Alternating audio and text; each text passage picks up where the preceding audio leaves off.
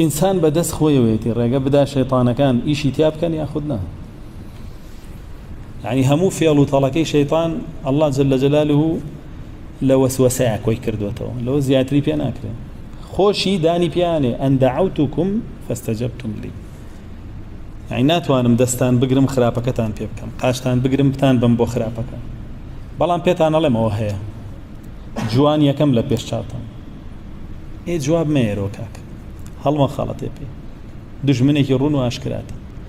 رسول الله صلى الله عليه وسلم لباري دجمناتي شيطان ويعني سباسي الله يكر كتشيا كوسوسة الحمد لله الذي رد كيده إلى الوسوسة. فرمو سپاس ستایش بۆ پەروەردگار کە هەموو فێڵ و پلانەکانی شەیطانی لە چیا گۆ کردوێتەوە؟ وەسوەس. دعوەکەی خۆی پێی ناڵێ وەسوەسە بووەکەم، وەڵێ دعوەتەکەم، بەڵام خۆی وەسوەسەیە لە ئەساس.